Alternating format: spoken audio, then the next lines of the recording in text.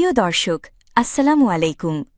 পুরোদমে চলছে বিশ্বজুড়ে যুদ্ধ, উত্তেজনা, প্রতিপক্ষকে 1 ইঞ্চিও ছাড় না দেওয়ার হুঁশিয়ারি দিচ্ছে পরাশক্তিরা।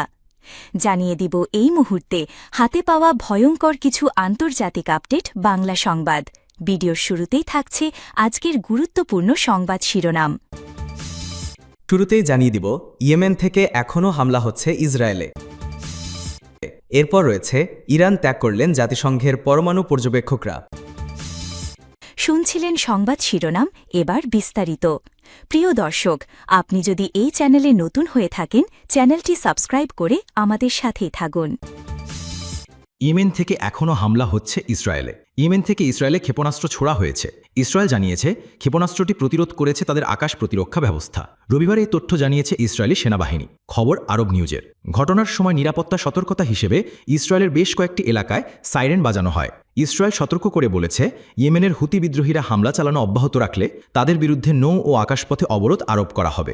ইসরায়েলের দাবি, গাজায় চলমান যুদ্ধের প্রতি সংহতি জানিয়ে হুতিরা এ হামলা চালাচ্ছে। 2023 সালের অক্টোবর থেকে গাজায় যুদ্ধ শুরুর পর থেকেই ইয়েমেনের ইরান সমর্থিত হুতি গোষ্ঠী ইসরায়েলের দিকে ক্ষেপণাস্ত্র ও ড্রোন ছড়ে আসছে।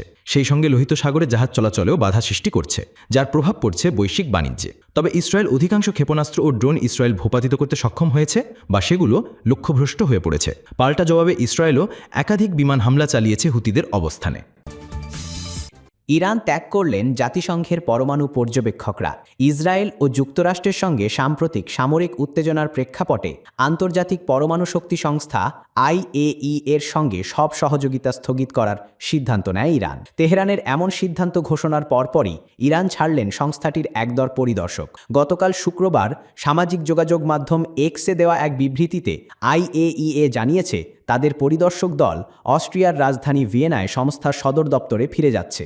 IAEA এর মহাপরিচালক রাফায়েল গ্রোসি এই বিষয়ে বলেন, সংস্থাটি যেন দ্রুত আবারও পর্যবেক্ষণ ও যাচাই কার্যক্রম চালু করতে পারে, সেজন্য ইরানের সঙ্গে আলোচনা পুনরায় শুরু করা এখন অত্যন্ত জরুরি। তেহরান থেকে আল জাজিরার সংবাদদাতা রেসুল সেরদার জানান, কতজন পরিদর্শক ইরান ছেড়েছেন তা স্পষ্ট নয়। IAEA এর বক্তব্যে পুরো বিষয়টি অস্পষ্ট থাকায় ধারণা করা হচ্ছে হয়তো কেবল একটি অংশ চলে গেছেন, বাকিরা রয়ে গেছেন। তিনি বলেন, পরিদর্শকরা বিমানে চড়েননি, সম্ভবত তারা সড়ক পথে আর্মেনিয়া হয়ে ভিয়েনায় পৌঁছেছেন। তার মতে এই পরিস্থিতি ইরানে এক নতুন পারমাণবিক অনিশ্চয়তার যুগের সূচনা করছে। সম্প্রতি ইরান ইসরায়েল উত্তেজনার সময় পরিদর্শকরা তেহরানে অবস্থান করছিলেন। গত 13ই জুন ইসরায়েল ইরানের মারণ ঘাঁটি ও পরমাণু স্থাপনাগুলোতে হামলা শুরু করে। জবাবে ইরানও পাল্টা হামলা চালায় এবং ধীরে ধীরে সংঘাতে যুক্ত হয়ে পড়ে যুক্তরাষ্ট্র। যুক্তরাষ্ট্র ইরানের কয়েকটি পারমাণবিক স্থাপনায় বাংকার বাস্টিং বোমা ব্যবহার করে হামলা চালায়। প্রেসিডেন্ট ডোনাল্ড ট্রাম্পের প্রশাসন দাবি করেছে, এ অভিযানে ইরানের পারমাণবিক কার্যক্রম অনেকটাই ক্ষতিগ্রস্ত হয়েছে। এই ঘটনার পরপরই ইরান ঘোষণা দেয় তারা আর IAEA এর ওপর আস্থা রাখতে পারছে না। যদিও দেশটি জানিয়েছে, পারমাণবিক অস্ত্র বিস্তার রোধে স্বাক্ষরিত আন্তর্জাতিক চুক্তি NPTর প্রতি তারা এখনও প্রতিশ্রুতিবদ্ধ। ইরান ইসরায়েল সংঘাত শুরুর পর থেকেই ইরানি নেতারা IAEA সমালোচনায় মুখর হন।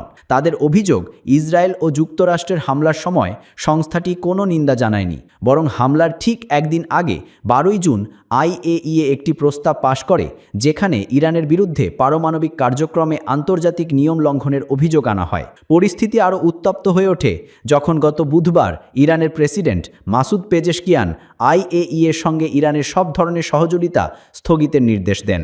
এর আগেই এ সংক্রান্ত প্রস্তাব পার্লামেন্টে পাশ হয়েছিল এবং পরে গার্ডিয়ান কাউন্সিল অনুমোদন দেয়।